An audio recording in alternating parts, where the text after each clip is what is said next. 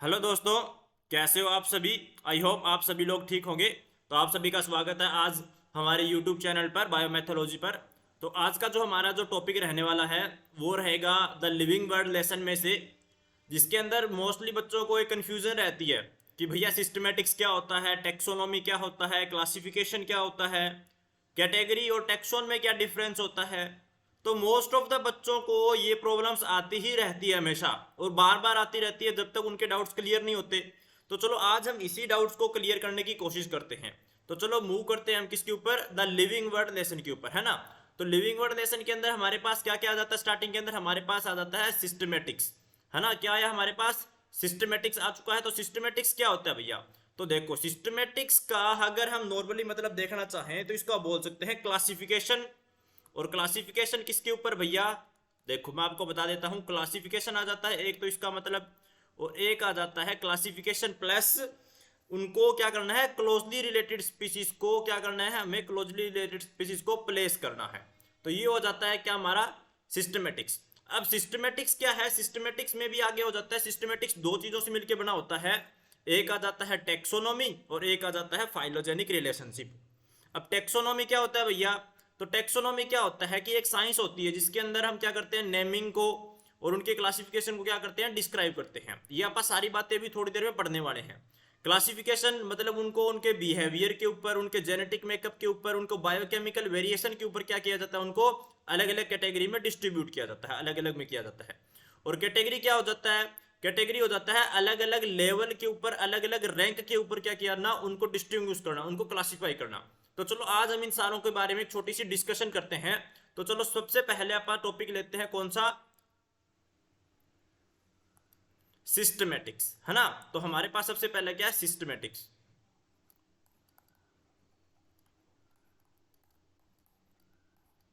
तो भैया ये सिस्टमेटिक्स होता क्या है स्टार्टिंग में। देखो सिस्टमेटिक्स का मतलब आप नॉर्मली ये समझ सकते हो कि classification based upon closely species, किसके ऊपर,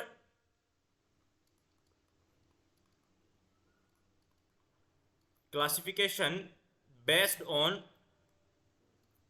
क्लोजली रिलेटेड, है ना। अब ये सिस्टमेटिक्स है ना, ये बेसिकली दो चीजों से मिलकर बना हुआ है। कौन सा, एक तो आ जाता है इसके अंदर टेक्सोनोमी, और एक आ जाता है फाइलोजेनिक रिलेशनशिप।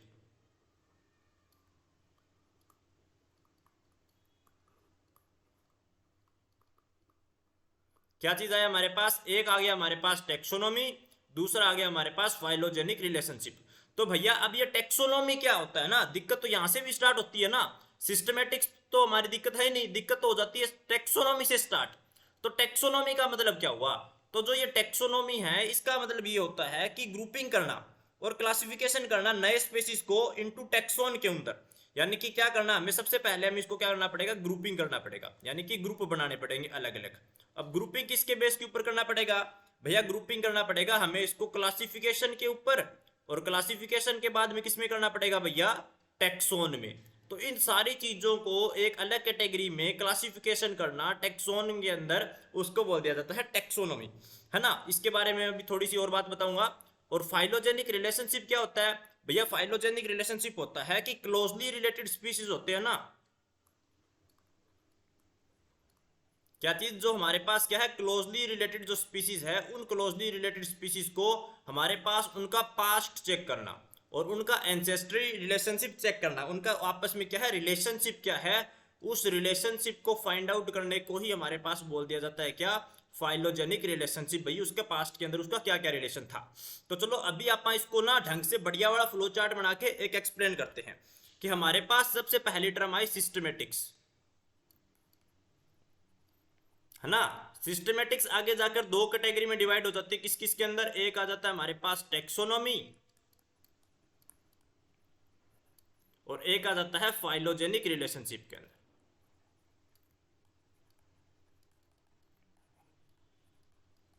है ना, फाइलोजेनिक रिलेशनशिप।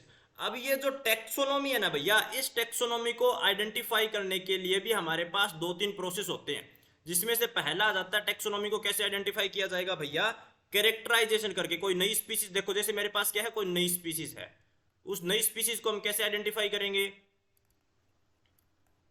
तो नई स्पीसीज को हम ऐसे आइडेंटिफाई करेंगे कि सबसे पहले उसको करेंगे कैरेक्टराइजेशन,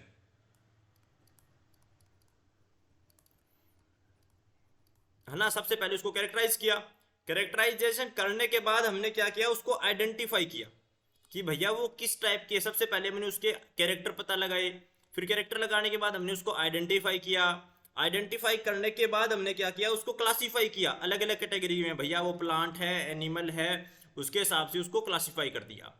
और क्लासीफाई करने के बाद हमने क्या कर दिया, उसका नामकरण कर दिया। तो हमने उसका क्या कर दिया, नोमेनक्लेचर कर दिया, है ना। अब यही जो हमारे पास क्या दे रखा है, ये जो क्या दे रखा है हमारे पास, क्लासिफिकेशन दे रखा है। इसी क्लासिफिकेशन को आगे जाकर क्या कर दिया जाता है, फर्दर डिस्टिंग्विश कर जाता है अलग अलग कैटेगरीज में।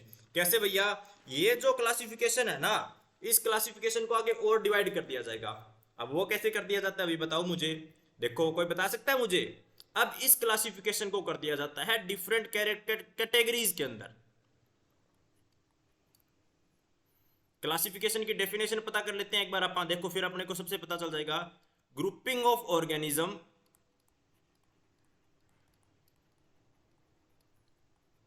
On the basis of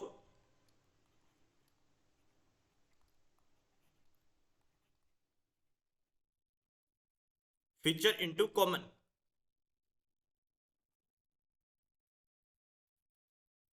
category में, है ना। और कैटेगरी में हमने क्या कर दिया, इसको डिवाइड कर दिया। यानी कि क्लासिफिकेशन को अब हमने किस में डिवाइड कर दिया भैया, हमने डिवाइड कर दिया इसको कैटेगरी के अंदर। अब ये जो कैटेगरी होती है, ये कैटेगरी कितनी होती है भैया, तो हमारे पास जो कैटेगरी होती है वो होती है टोटल 7। अब कैटेगरी कौन कौन सी आ गई भैया हमारे पास, कोई बता सकता है मुझे कौन कौन सी कैटेगरी हमारे पास, कोई भी इंसान। चलो मैं बताने की कोशिश करता हूं। हमारे पास टोटल 7 कैटेगरी है। 7 कैटेगरी में भी कौन कौन सी आ गई, देखो मैं यहां पर नए पेज के ऊपर लिखने की कोशिश करता हूं कैटेगरी। अब कैटेगरी कौन सी है, 7। याद कैसे करेंगे, स्टार्टिंग में आ जाता है हमारे पास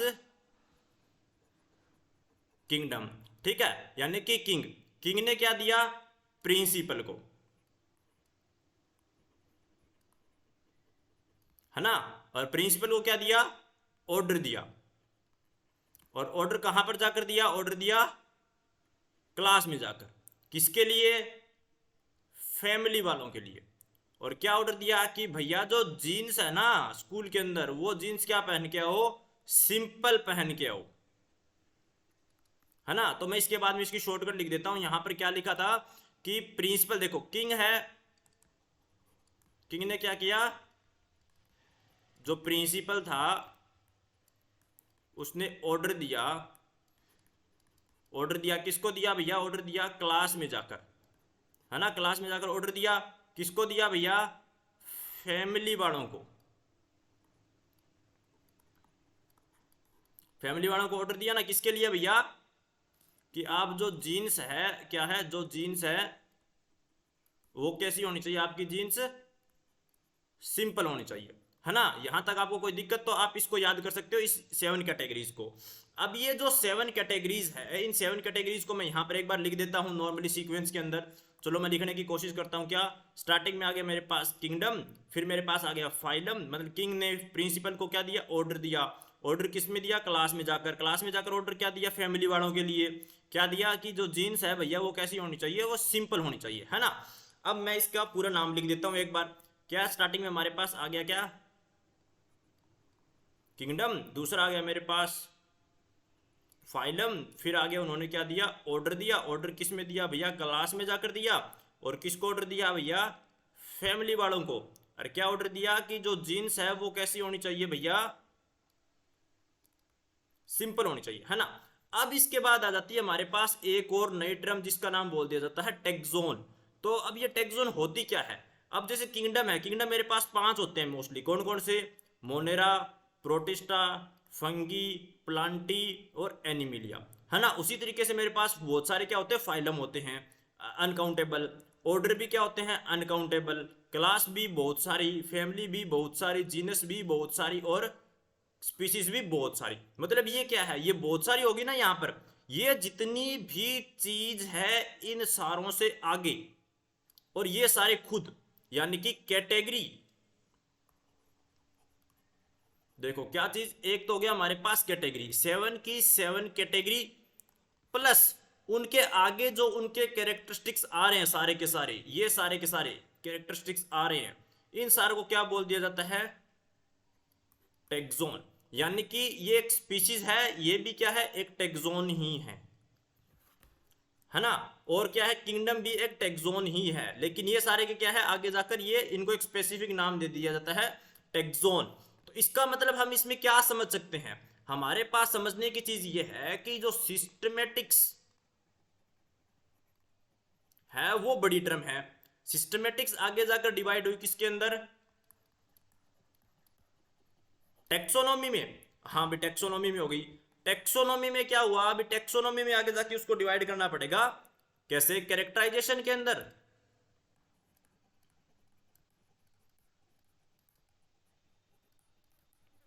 फिर उसको आइडेंटिफाई करना पड़ेगा, फिर उसको क्लासिफिकेशन करनी पड़ेगी हमें उसकी। क्लासिफिकेशन के बाद नोमेनक्लेचर। अब ये जो क्लासिफिकेशन है ये होती है कैटेगरी के ऊपर, और कैटेगरी होती है 7। जैसे कैटेगरी कौन सी? किंगडम, फाइलम, प्रिंसिपल ने ऑर्डर दिया, क्लास में जाकर किसको? फैमिली को, जीन्स पहनो, सिंपल। और इसके आगे ये 7 कैटेगरी होगी ना हमारे पास, और ये 7 कैटेगरी के बाद आगे जितने भी हमारे पास जो आ जाते हैं वो सारी की सारी चीजें क्या होती है? टेक्सोन। तो इसका मतलब हमारे पास कुछ नई चीजें हमारे पास समझ में आई। क्या समझ थी? कोई बता सकता है मुझे, कोई भी छोटी सी हिंट के अंदर? कि हमारे पास स्टार्टिंग में आ जाता है सिस्टमेटिक्स, सिस्टमेटिक्स आगे जाके डिवाइड होता है टेक्सोनॉमी में, टेक्सोनॉमी हो जाता है क्लासिफिकेशन में, और क्लासिफिकेशन हो जाता है टेक्सोन में। तो इस सिस्टमेटिक्स की सबसे सिंपल से सिंपल यूनिट हुई टेक्सोन। सबसे सिंपल क्या हुई? टेक्सोन। सबसे स्मॉलेस्ट क्या हुई? टेक्सोन। और टेक्सोन से बड़ी कैटेगरी, कैटेगरी से बड़ी क्लासिफिकेशन, क्लासिफिकेशन से टेक्सोनॉमी, और टेक्सोनॉमी से सिस्टमेटिक्स। तो एक ऑर्डर लिखना है हमें क्या? सबसे पहले सिस्टमेटिक्स, फिर हमें क्या लिखना है? टेक्सोनॉमी। टेक्सोनॉमी के बाद भैया क्लासिफिकेशन, और क्लासिफिकेशन के बाद क्या जाता है मेरे पास? टेक्सोन है। और यहां फिर बीच में आप लिख देते हैं कैटेगरी, है ना। समझ आई? तो इसी हिसाब से आप क्या करेंगे? इन सारी कंफ्यूजन को दूर करेंगे, और इसी हिसाब से आप क्या काम करेंगे? इनको याद करने की कोशिश करेंगे। आई होप आपको समझ आया होगा। Thank you.